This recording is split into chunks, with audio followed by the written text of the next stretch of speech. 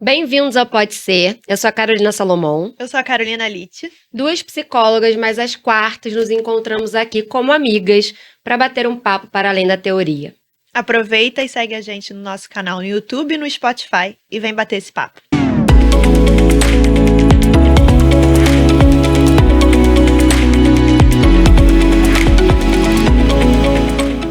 Nesse mês a gente está falando sobre a criança interior. No episódio passado a gente falou da criança que nós fomos. Trouxemos lembranças, fotos, características. E para a gente aprofundar ainda mais nesse tema, convidamos a gestalt terapeuta e criadora da abordagem terapêutica Espelho d'Água, Mariana Hatch. Oi, Mari! Oi, gente! Oi. Prazer estar aqui. Queria começar dizendo que a gente está muito feliz que você aceitou o nosso convite. Quando a gente pensou em trazer um convidado ou uma convidada, né, para falar sobre esse tema, o seu nome foi o primeiro que veio na minha cabeça, porque eu acho que tem tudo a ver com o seu trabalho, né? Sim. Esse é um dos pilares do trabalho, né? Esse processo de se reapropriar da própria história a partir desse olhar para a menina, né? Para a criança que a gente foi.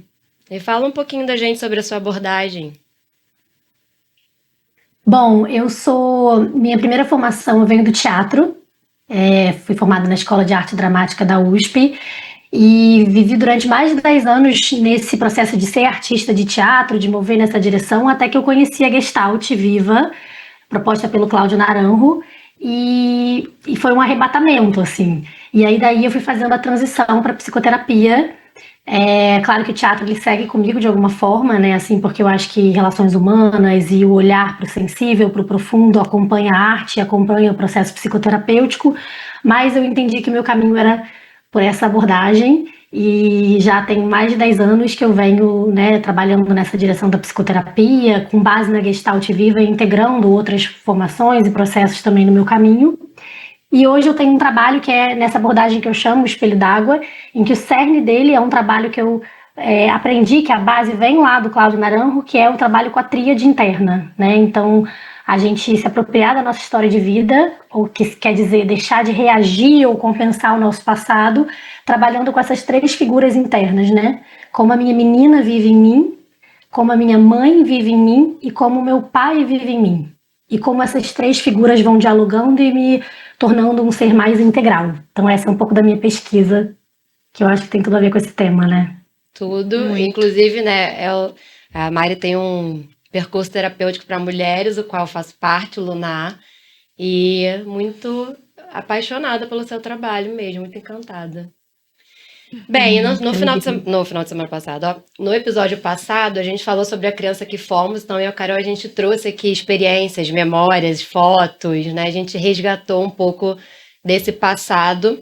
E hoje a gente queria abrir um espaço para falar sobre como ela ainda vive, essa criança ainda vive dentro da gente, no mundo adulto, né? Temos questões, a gente cresceu, ou seja, a gente sobreviveu de alguma maneira, e como é que ela ainda continua tomando certas decisões pela gente hoje como adultos, né? Então, como é que vocês reconhecem isso na vida de vocês ou na clínica, a gente poder abrir esse espaço para começar falando disso? Sim. Querem que eu comece ou vocês vão Pode começar. Pode começar. Tá. Então, o que eu sinto, né? Eu sinto que essa criança, ela tá sempre aqui porque ela é a nossa memória mais básica, primitiva, né? Nossa memória celular, é a forma como o mundo ficou impresso na gente. Depois que eu me tornei mãe, foi muito bonito observar isso nos meus filhos, né? Como a criança, ela tem uma sensibilidade toda aberta, ela ainda está em formação, ela não tem ainda uma couraça, um ego muito formado, então ela absorve tudo, ela capta o mundo de muitas formas e muita coisa fica impressa nesse registro. E a nossa cultura, a nossa forma de atuar é muito levando para a cabeça e para uma fixação de uma identidade, né? A gente precisa se adaptar e sobreviver a um mundo duro que vai, de alguma maneira, tirando a gente da nossa conexão com a nossa sensibilidade e criando uma forma.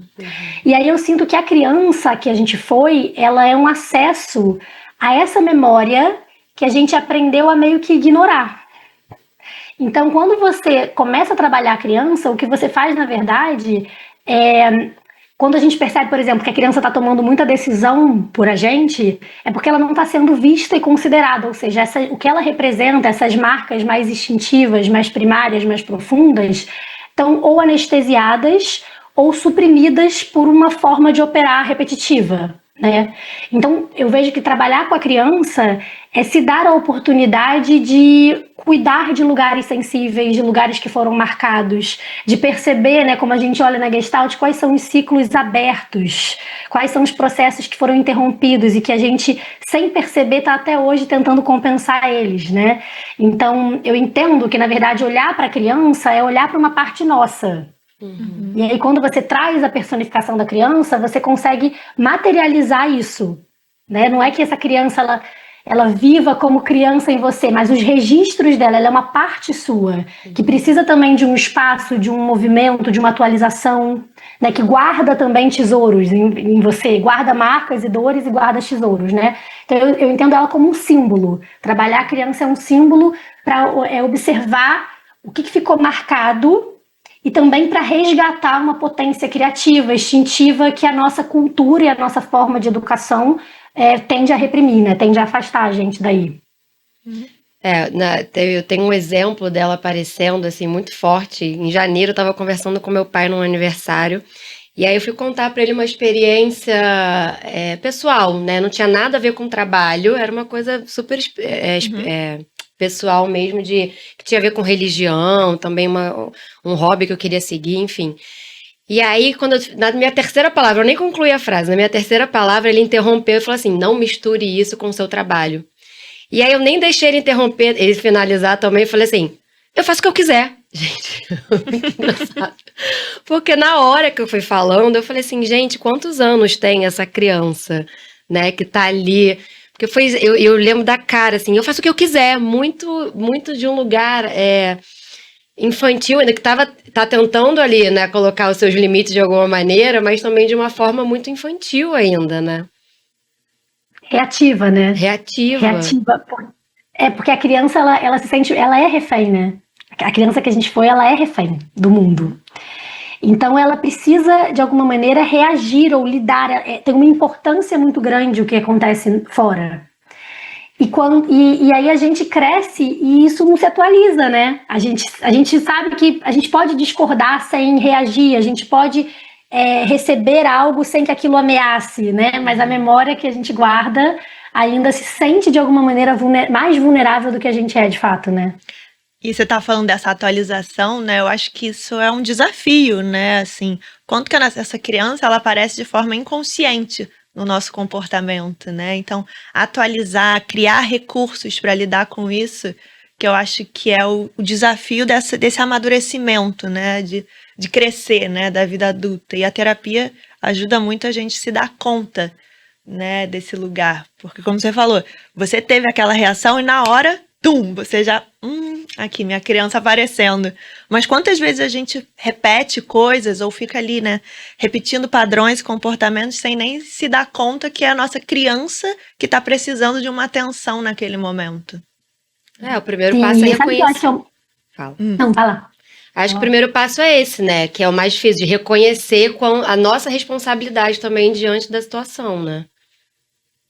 Mas eu acho que tem um lugar que passa muito batido, que assim, que essa criança, eu acho que tem um processo muito revolucionário que é assumir as nossas carências e as nossas dores e os nossos estados mal resolvidos.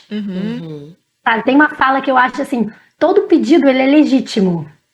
O que não quer dizer que ele vai ser atendido, né? Então, sei lá, por trás dessa criança que, sei lá, reage ao pai, ou por trás da nossa criança que se fecha, ou que embirra, ou que emburra, ou que, sei lá, ou que luta contra alguma coisa de um modo infantil, tem uma carência, uma dor, uma marca e alguma necessidade não atendida. Então, eu acho que para a gente criar recurso para essa criança poder se atualizar, a gente não pode, querer consertar ela, porque ela está pedindo alguma coisa. A gente tem que escutar o pedido dela. Óbvio. Tem uma coisa que eu sempre falo, que a gente não cai na ditadura da criança interior, né? Tem pedidos que a sua criança faz que não dá para atender, que o preço é muito alto para atender. Então, às vezes, o processo é ouvir o pedido dela, validar e ajudar ela a enlutar a viver a frustração, a deixar ir, a soltar. E às vezes tem pedidos que são possíveis de você atender, sabe? Escolhas que você pode fazer, nãos que você pode dar para o mundo para poder se preservar. Então eu acho que tem muito um processo da gente perder o medo de se ver carente, ou de se ver machucado, ou de se ver frágil, que eu acho que é uma coisa que às vezes passa batido, sabe? Às vezes a criança, ela luta contra você e ela fica se apresentando de forma inconsciente porque você não está disposta de fato a escutar ela. E ela precisa ser escutada, né? E a gente fica nessa busca constante fora, né, para não assumir essas carências, né? Acho que só o nome carência já é bem difícil de assumir. Super. E uma coisa que eu gosto de fazer, assim, pensar assim, pensa numa carência de vitamina D. Uma carência no exame de sangue. Cara, é uma parada que você vai se relacionar com mais naturalidade, né? Tipo assim, eu tô com carência de ferro, eu tô com carência de vitamina D.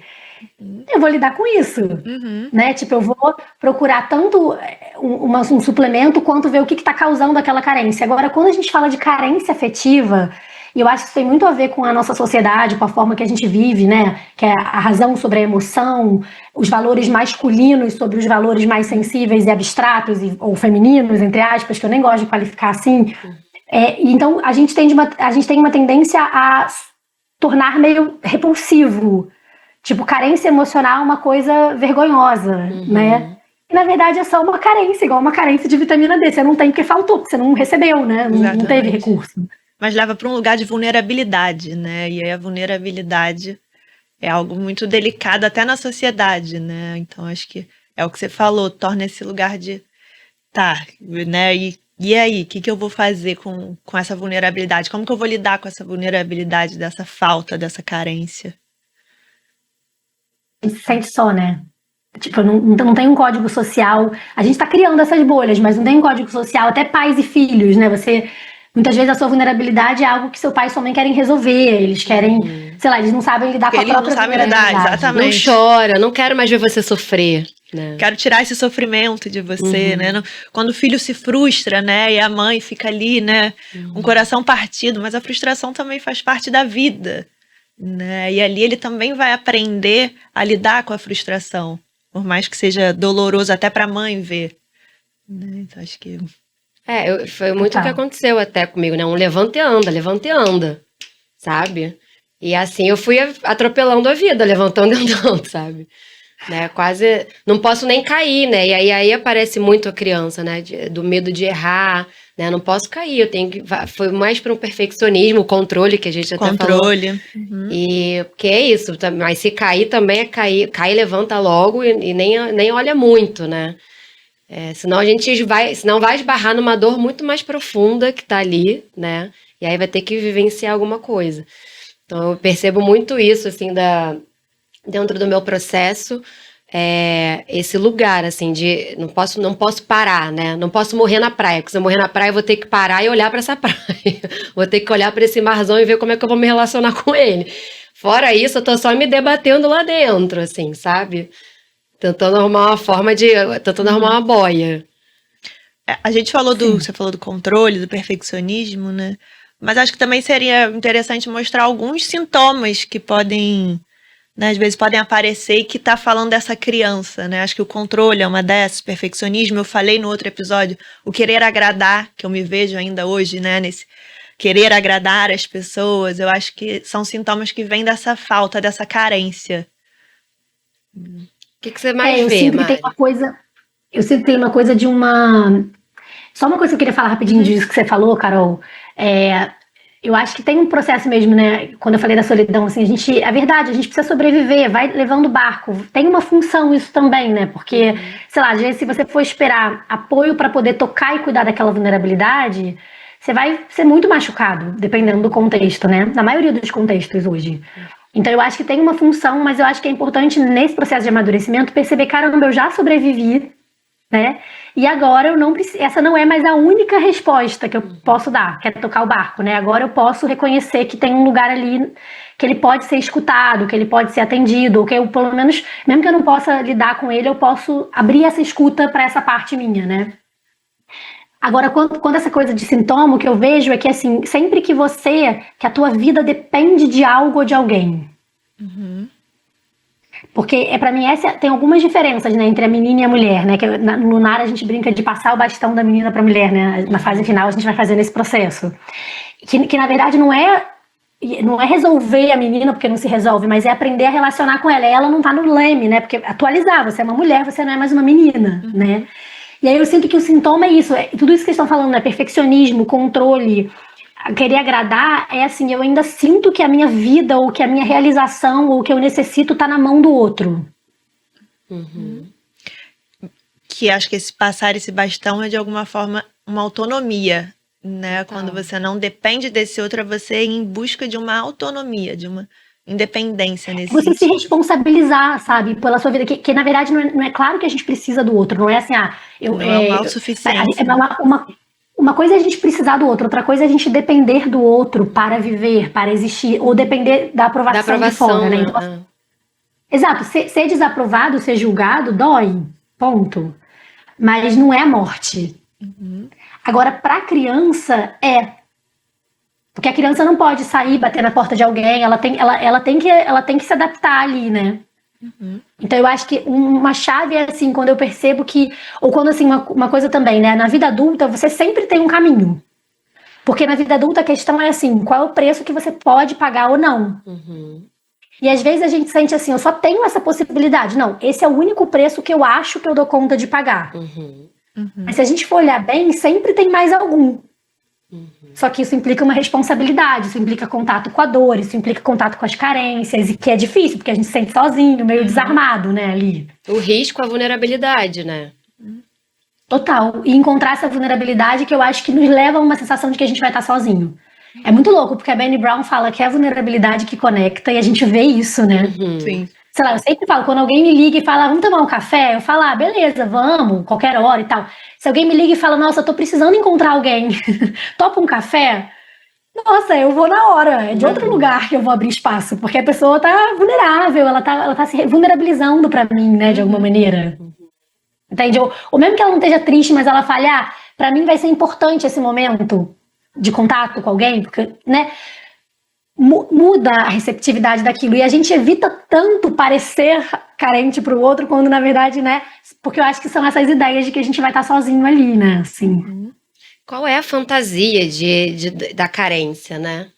Porque fez muito sentido quando você falou a questão, eu nunca tinha parado para pensar da carência da vitamina D, por exemplo, né? Que é isso, tá faltando, vamos ver como é que a gente pode fazer com isso.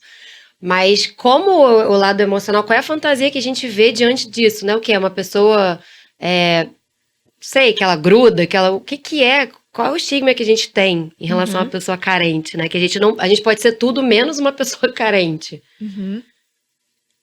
Acho que o medo da rejeição pode ser forte, né? Principalmente para nós mulheres, assim, né? Não sei. Eu me identifico com isso, assim. Muitas vezes o meu medo de mostrar vulnerabilidade, ou quando a minha criança toma o bastão, é porque ela tá com medo de ser rejeitada, assim. De não ser validada de alguma forma, né? E quais os recursos, assim, que vocês perceberam ao longo do desenvolvimento de vocês, que vocês mais usaram? E que vocês até veem hoje ainda, né? Na vida social de vocês, no trabalho. Tô pensando aqui que, por exemplo, uma questão minha é eu me fecho. Eu sou daquela que, né, não quero falar sobre os meus sentimentos ou demonstrar.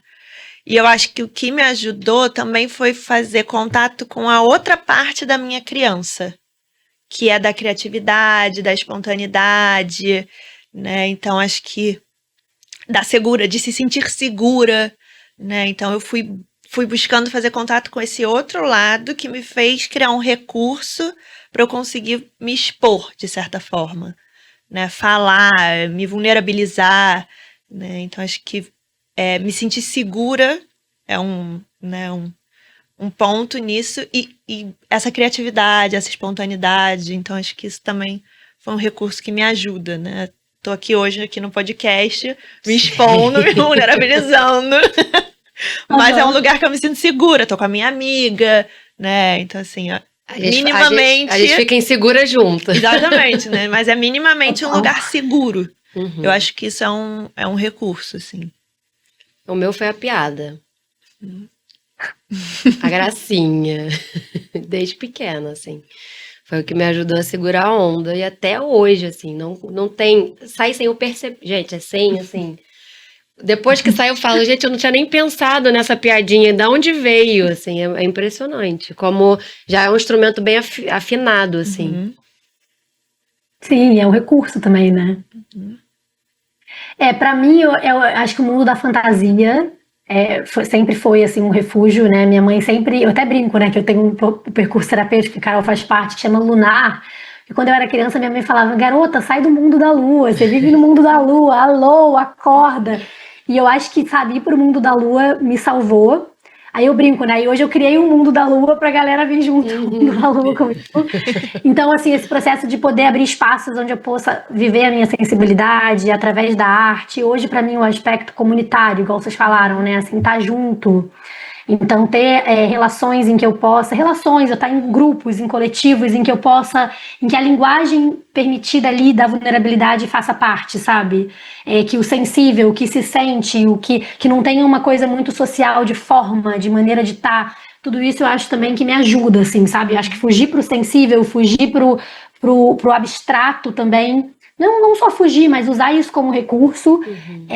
Foi uma forma que a minha menina deu conta, assim, de atravessar a parte mais bruta da realidade, assim, sabe? E quem foi a Mari criança? Cara, então, gente, a minha criança, ela foi essa pessoa pisciana. Pra você ter uma noção, eu fui a última da minha turma de pré a falar. Minha mãe disse que ela chegava, tava todo mundo conversando e eu falando uma língua estranha ali sozinha, entendeu? Então eu sempre fui assim muito da arte, da criatividade, teve uma coisa também de uma espiritualidade sempre muito própria. Eu acho que uma forma de eu lidar, né? A minha família é uma família que tem muitas questões de saúde mental, de alcoolismo, então eu tive uma infância que ela foi pesada, de ver assim morte, adoecimento, loucura. Então, a minha criança, ela sempre se sentiu muito insegura, muito instável, sabe? Eram muitos altos e baixos. A realidade não era um lugar muito seguro para estar, né? E aí eu sinto que além dos recursos, né, o que veio de amor do meu pai e da minha mãe, os anjos que vão aparecendo no caminho, eu acho que esse lugar de encontrar umas nutrições na sensibilidade, na natureza, eu acho que isso foi me ajudando, assim. É claro que tem um custo, para mim até hoje é um processo ir para a realidade, encarar a realidade, né? Assim, algo que meus filhos me chamam muito para viver e que eu volta e meia me esquivo. Mas a minha menina, ela era muito sensível. Eu lembro de ser absorvida pelas coisas, assim, sabe? Absorvida pelos processos, assim, né? E tem um registro também de muito medo. Muita insegurança, assim, desse chão poder toda hora se abrir, sabe? É um pouco que eu me recordo, assim. Muito cedo já lidando com como a vida é, né? Com essa instabilidade que é a vida, né? Com a realidade que para a criança, né, acho que ela não tem nenhum desenvolvimento ainda emocional, né, neurológico de lidar com a realidade assim, né, dura e fria, né? Por isso que ela vai encontrando recursos para sobreviver, né, e para chegar até aqui, né? E você contando, né, dessa infância com alcoolismo, com perda, com loucura, então torna ainda mais difícil, né, para a criança esse ambiente, né? E como mesmo você Traz uma instabilidade de base, né? Quando a gente vive. Não é, claro, assim, todo mundo vai ter pequenos traumas, mas quando a gente vive uns traumas mais fortes, a gente percebe que é um trabalho da vida confiar que tudo bem, tá aqui, que tem uma segurança, que tem um chão para pisar, né? Para mim, assim, o lado sombra foi às vezes uma certa instabilidade, uma certa insegurança. O lado luz foi que eu sinto que eu fui a busca por um chão interno é a minha busca da vida, assim, até hoje, né? Assim, porque tem uma realidade que esse chão externo ele não é tão confiável, mas também criar esse chão interno ajuda a confiar que também tem um pouco de chão interno, que você também não precisa estar o tempo inteiro preparada para catástrofe, né? E a gente poder se dar conta, né, Mari, que a gente dá conta, porque a nossa criança deu conta de tanta coisa, sem ter esses recursos, né, de adulta, dessa autonomia. Então, é uma prova de que a gente dá muito conta, assim, porque a gente chegou até aqui de formas, sei lá. Não, as nossas meninas são maravilhosas, Não. gente. Eu sempre falo isso pra todo mundo que eu trabalho, assim, a gente precisa até essas coisas que a gente fala assim, meu lado infantil que saiu com meu pai, ou a minha menina que se fechou, ou a minha menina que fugiu da realidade. Cara, tudo bem. Dá essa licença poética pra elas, cuida você disso e reconhece que ela tem assim, ela não tem recurso nenhum. Ela tem a sensação de que um grãozinho de areia é uma cratera e ela te trouxe até aqui hoje, sabe?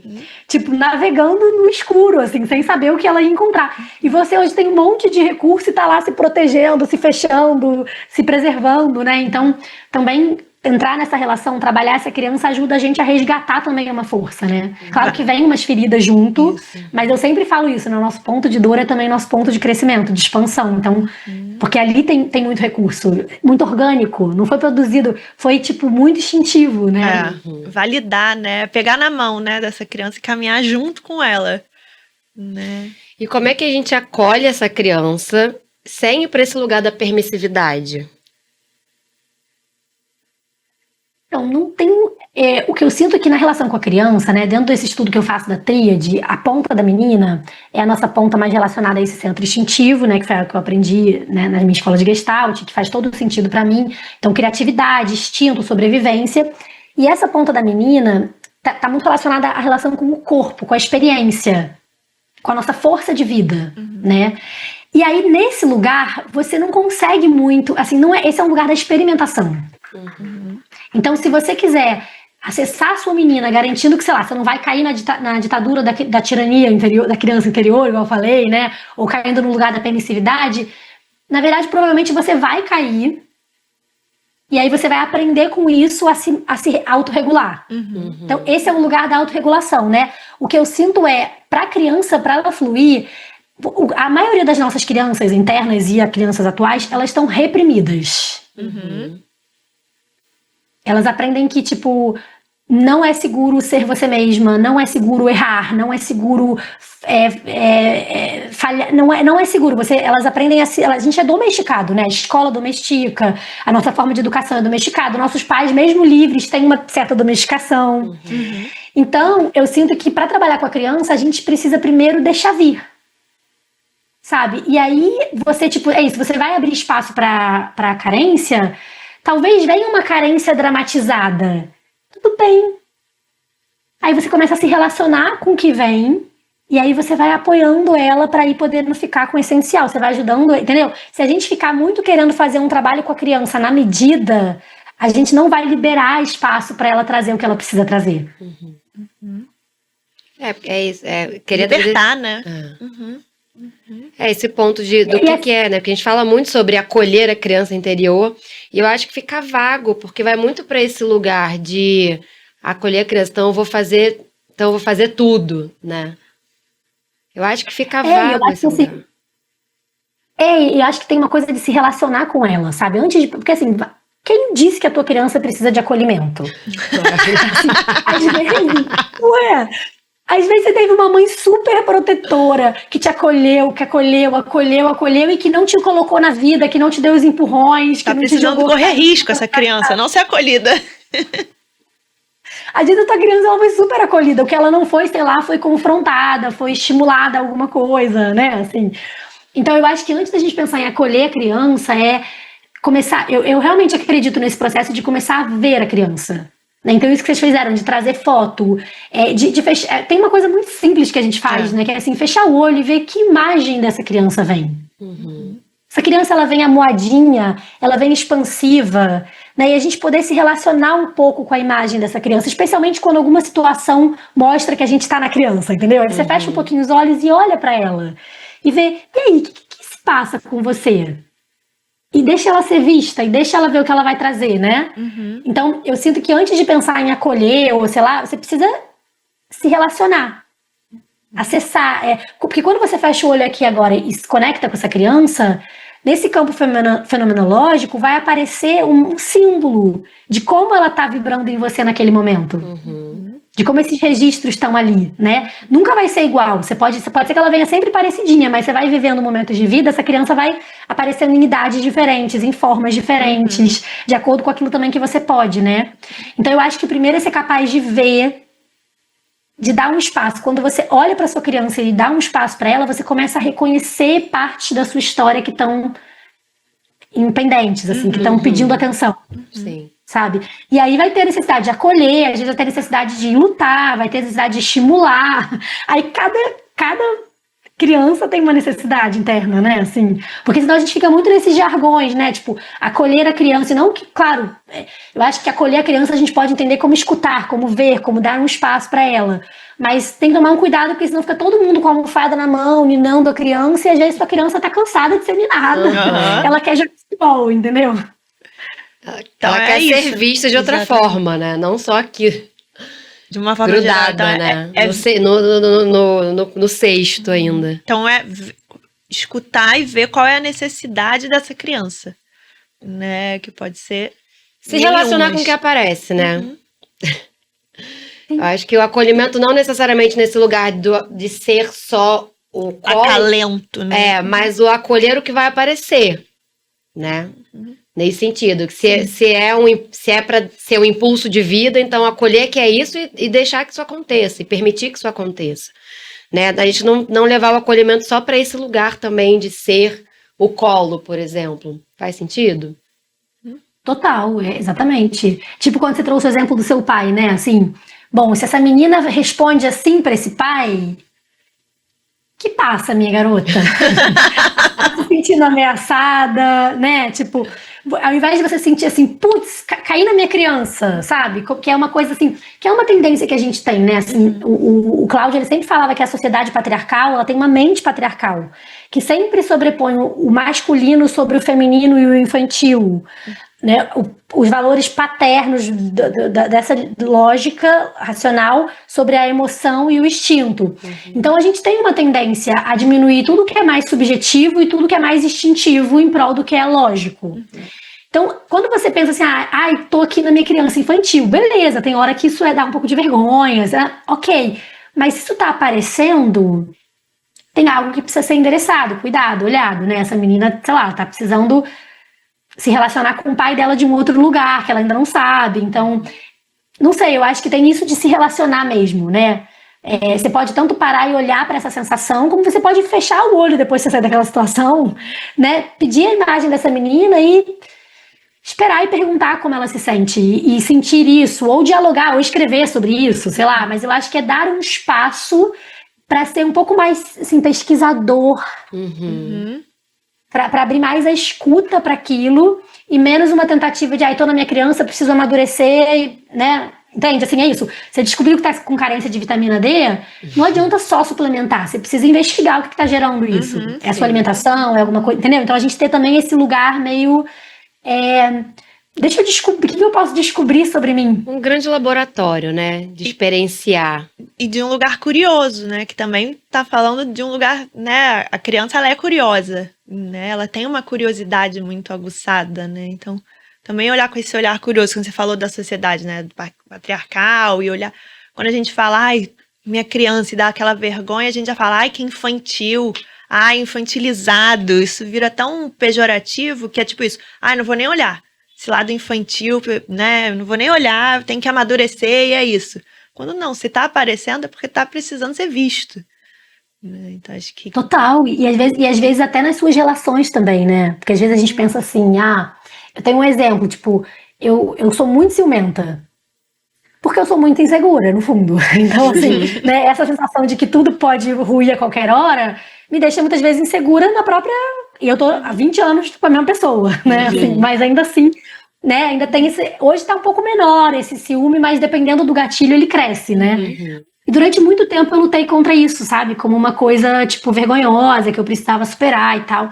Até que um dia, numa briga com meu marido, eu falei, cara, é verdade, eu tenho muito ciúme. Eu sou muito insegura, uma grande parte disso não tem a ver com você, é da minha história mesmo, mas se você tá comigo e você recebe um monte de benefícios por isso, eu preciso da sua ajuda para cuidar disso. Você pode ser mais cuidadoso com isso daqui, né, com isso dali, ou então, sei lá, você pode ter um pouco mais de paciência quando você vê que eu tô na minha sombra e a gente olhar para isso com mais calma, sem você me taxar como, né, alguma coisa. Entende? Então, eu acho que é um pouco esse... Que não é assim, eu sou ciumenta, me aguente. Não é isso, mas também não é... que horror, eu sou ciumenta e não deveria ser. Cara, eu sou. E isso é sintoma que alguma coisa ainda tá em aberto dentro de mim, que eu ainda preciso amadurecer ali. Entende? Então eu acho que também esse olhar da gente ter essa coragem de assumir algumas coisas, né? Então assim, às vezes você tá... Eu lembro também uma amiga minha, que uma vez ela falou pra mim, amiga, por favor, não esquece meu aniversário, porque eu esqueço o aniversário de todo mundo. E aí, ela é canceriana, super assim, ela, por favor, tudo, menos esquecer meu aniversário, bota na sua agenda, porque eu fico muito triste quando você esquece meu aniversário. Gente, eu nunca mais esqueci o aniversário dela. Tá vendo como o pedido, né? A importância de pedir, né? A importância de fazer o pedido, né? Quando você pede pro seu marido, me ajuda nisso aqui, né? Olhar pra minha sombra, ter paciência quando a sua amiga te pede, né? Porque muitas vezes a gente fica nesse lugar de achar que o outro tem que adivinhar as nossas necessidades, né? E aí a nossa criança esperando, né, ser atendida magicamente, quando nós adultos podemos comunicar o que a gente quer, né, o que a gente precisa. Se vulnerabilizar, eu acho que nas relações isso aparece muito, né? Quando você falou, né, do seu marido, me veio isso, o quanto que a nossa criança aparece muito nas nossas relações. Não, é total, porque a ferida dela é relacional, né? Pensa bem, a criança, antes dela se relacionar com o mundo, ela tá ali sendo atendida, agora quando ela começa a falar, quando ela começa a andar, ela começa a ter que pedir, né? A mãe já não tá mais tão ali atenta à necessidade dela, né? E ela já pede chorando. Então, a contaminação, ela é relacional. Eu acho que a criança, ela aparece na relação, seja na relação com o social, seja na relação íntima, né? Seja até na relação sua com você mesma, mas ela aparece muito em relação, principalmente interpessoal, né? Assim. E eu acho que isso tem a ver também, assim, para você poder trazer o seu pedido, você precisa ganhar conforto na tua vulnerabilidade, no sentido de não achar que não é conforto de, tá bom, né? Mas assim, cara, isso faz parte de mim. Eu não sou só essa vulnerabilidade, mas eu trago ela. Que é assim, que é poder sentir a dor, né? Sim. Eu fui marcada. É porque muitas vezes a gente nem sabe, né? Muitas vezes a gente não sabe. A gente não pede porque a gente realmente não sabe. A gente só sabe que tem alguma coisa acontecendo aqui dentro, né? E que o outro não tá atendendo. Mas muitas vezes não sabe. Então, antes de se vulnerabilizar, pedir é poder reconhecer que tem alguma coisa acontecendo e olhar para isso, né? Total. E Mari, você acredita que existe a cura da criança interior? Então, eu não acredito em cura. Assim, cura do jeito que é. Tem um termo que eu, num grupo de estudo de escrita que eu fiz uma vez, eu esqueci o nome do autor, mas o livro chama Curando-se da Escrita. E aí ele fala uma noção de cura que eu acho muito linda, que é como o queijo que vai sendo curado e vai ficando num ponto melhor para, né, comer, o queijo que cura, assim. Então uma cura como um processo de curar-se, né, assim, de amadurecer, entende?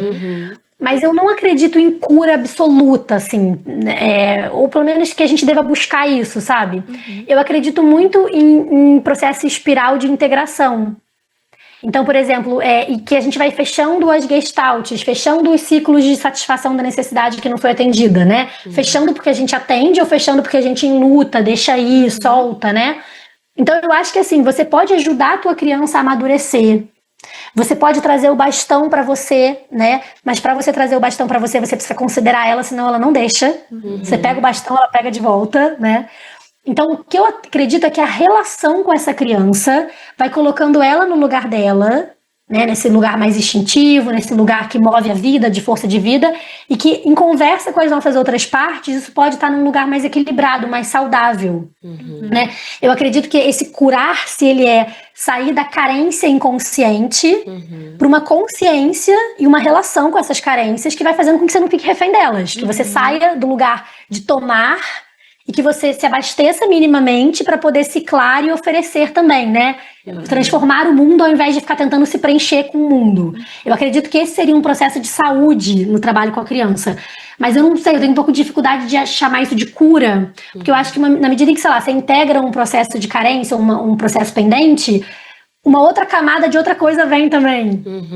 Então a gente vai vivendo isso ciclicamente. O que eu sinto é que a gente aprende a se relacionar com isso de uma forma mais madura e fica menos tempo enganchado, sabe? E aí, nesse processo de amadurecimento, eu acredito. Nossa, Não sei como é que vocês veem isso. Não, Exatamente, sim. total, porque Perfeita. assim, eu acho que o nosso inconsciente é uma coisa enorme, a gente não tem nem noção do que é o nosso inconsciente, então não sei se existe esse lugar onde que eu imagino essa cura como uma recuperação, algo que foi restaurado, recuperou, e a gente não pode fazer isso com o que aconteceu lá atrás, não tem como a gente voltar, fazer diferente ou qualquer coisa nesse sentido, mas a gente vai amadurecendo, criando essa sabedoria, uma nova forma de se relacionar, então eu acho que é mais sobre a gente ir amadurecendo esse olhar e ganhando a confiança dessa criança, né, também, a gente vai se relacionando, do que uma cura, né? Então, quando me dá um certo desconforto também quando eu leio, né, nos livros, etc., a cura, que eu falo assim, cara, não sei se eu acredito nessa cura absoluta, mas a gente se desenvolve, a gente amadurece, a gente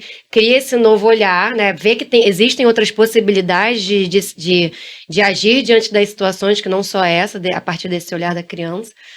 Mas curar, assim, não acredito também. Eu também não. Eu me questiono muito, o que seria essa cura, né? O quê? Não sentir dor, não... Esquecer. O que seria essa cura, né? Eu também acho que é um processo de, né? Como vocês duas estão falando, e você falou, o nosso inconsciente, ele é tão amplo, né? E dependendo da fase da vida, a gente também vai se dando conta de outras coisas. Por exemplo, a Mari é mãe, né? Então ela falou, eu vejo nos meus filhos, né, a criança, né, e às vezes você faz contato com a sua criança através dos seus filhos, então é outro momento, são outras memórias, outras feridas, né, outras necessidades que vêm. Então a vida vai acontecendo e isso vai se atualizando também, né, então acho que é para a vida inteira essa espiral que nem a Mari falou, né, de finalizando ciclos, mas abrindo outros também. Total, e isso que vocês estão falando, que a Carol falou, né, que você está falando também de, por exemplo, é isso, marcou, não tem apagar. Não tem apagar. Tipo assim, sei lá, você vai olhar para uma criança que viveu uma situação extrema de abuso ou alguma tragédia, alguma coisa que foi muito dolorida, que a criança quase não sobreviveu e sobreviveu. Ela pode sim ressignificar e se relacionando com aquela dor, com aquela marca de uma outra forma, de uma forma mais madura. Mas você dizer que não vai doer é igual luto. Luto não acaba. Você não resolveu o processo de luto. A falta, o buraco tá sempre ali. O que acontece é que você passa a se relacionar com aquele buraco de um outro jeito, né? E eu acho que tem muitas linhas hoje, né? Assim, não linhas em si, mas tem muitas pessoas hoje que elas acabam aplicando a própria neurose nesse processo terapêutico, sabe? Que é uma certa audácia de tentar preencher a falta. Sendo que pra mim isso é matar a essência da vida, porque não é que você tem que viver refém da falta, você pode se relacionar com ela de um outro lugar, mas essa loucura de querer preencher a falta, ela traz muitas ilusões, sabe? E eu acho que porque a nossa falta também é a nossa beleza, também é um mistério, também é um lugar que a gente vai expandir, crescer, aprender, se apoiar mutuamente. Então, né, essa pretensão de curar a criança é como se você pudesse apagar o que ela viveu. E você não pode, e nem acho que deva. Porque tem os dois lados. Tem o lado que doeu e tem o recurso que se fez a partir daquele lugar, sabe? Então eu acho que tem um certo respeito, assim, isso que a Carol falou, né, do inconsciente ser enorme. Eu acho que é um pouco de reverência ao mistério. Pra mim é igual, assim, algumas religiões que elas tentam, pra mim, nada contra a religião, acho maravilhoso como caminho pra cada um, mas muitas vezes é uma má tradução da experiência, né? Uma tradução limitada, que, beleza, ajuda a pessoa a compreender, mas quando você traduz, você já perde, porque tem sempre que ter um espaço para o mistério, né? Um espaço para o que você não decifra. A própria ciência, se ela for boa ciência, ela vai ter um espaço para o mistério. Ela não vai virar um dogma científico, né? Jung explica. Gosto muito de dizer que fica nesse paradigma do Freud, explica, mas Jung explica muito também. Muito bom. De acordo. Amiga, quer fazer mais alguma pergunta? Mari, fala pra gente sobre os seus projetos, seu trabalho. A gente já tá chegando no final. Então, eu tenho o Lunar, né, que é esse grupo que a Carol tá fazendo parte. E ele vai ter mais uma turma agora em julho, agosto, que eu vou abrir. E em dezembro eu vou entrar num sabático. Vou entrar numa pausa de mais ou menos uns 6 meses a um ano. Então eu vou oferecer essa última turma do Lunar. Também tem um programa de meditação que está ativo até o final de novembro. É um programa que conecta a meditação com um processo, como base para um trabalho interior mais profundo, né? Trazer para o dia a dia recurso, ferramenta para você poder atravessar as suas emoções mais difíceis, tocar os lugares que te assustam, diminuir o que eu falo, o vão entre o trem e a plataforma, né? Que a gente às vezes sabe demais, entende demais, mas não decanta, não experimenta. E eu vejo a meditação de atenção plena com esse lugar. Então tem esses 2 trabalhos que estão aí abertos, disponíveis, que, né, não sei se vocês vão partilhar o meu contato, mas para quem tiver meu contato tem acesso a eles até o final de novembro. E no final de novembro eu vou entrar nesse movimento de reabastecimento, recolhimento. Eu moro na Inglaterra, né, então estou precisando também me enraizar aqui, chegar aqui. E apesar de eu amar o meu trabalho online, muitas vezes ele me deixa muito conectada fora daqui, sabe? E é isso, vai ser uma alegria receber quem sentiu o chamado de estar perto nessa pesquisa. Eu indico muito. Fiquei interessada na Nossa, meditação. amiga, você vai amar. Caraca, você vai amar. Vai amar. E você faz programas trimestral, né? Como é que funciona a montanha? A montanha, ela tá sempre. O Lunar são turmas, né? A gente sempre começa e faz uma turma junta durante mais ou menos um semestre, ali, de 4 a 6 meses, dependendo da turma. A montanha não, ela é um programa que tá sempre aberto, só que aí você faz um compromisso trimestral. Então você se matricula num trimestre para você ter um tempo de experimentação, né? E aí, se fizer sentido para você, se você quiser seguir tendo apoio para sustentar e aprofundar naquele lugar, você renova o teu ciclo. Senão, você segue por sua conta com o que você aprendeu ali naqueles 3 meses. Mas ela tá sempre aberta, ela não tem horário para entrar ou horário para sair certo, sabe? Interessante. E aí tem as trilhas, ela faz estudos também de textos e algumas sextas. É quinzenal, né, Mari? Cara, você vai amar, cara. Vou pesquisar mais, que eu me interessei. E eu adorei te conhecer, Mari. Eu não conhecia, adorei. Achei você maravilhosa. Também, adorei, gente, vocês. Adorei esse papo, amei o podcast. Vida longa pra vocês. Obrigada pelo convite também. Ainda mais pra falar desse tema que eu amo. Uma alegria estar aqui. Uma honra mesmo. Eu tô muito feliz que deu fuso horário, agenda. Porque eu pensei e falei assim, cara, é um sonho. Tá mais tranquila, amiga? Tá mais tranquila? Falei, cara, eu tenho um sonho distante, que eu acho muito difícil de acontecer. Só que assim, foi tão fácil que eu falei, nossa, eu tô precisando sonhar, acreditar mais nos meus sonhos. Ela tava muito nervosa. Por conta disso, né? Um fuso horário, é agenda de 3 pessoas, eram muitas coisas, né, pra conciliar. E eu acho que casou muito bem, a gente conseguiu fazer. Né? Era tranquilo, pra ser. Era pra ser. Quando a gente quer, a gente faz acontecer. Quando a coisa tem força, ela se manifesta, né? Quando eu recebi o convite, eu falei, uau, adorei, encontrar pra falar sobre isso, tô dentro, né? Que bom, Mari, obrigada Mari. Por bater esse papo com a gente. As portas do Pode Ser estão sempre abertas pra você. Obrigada, sucesso pra vocês, adorei estar aqui, viu? Obrigada. Gente, obrigada por estarem aqui com a gente até agora. Até o próximo encontro. Até o próximo.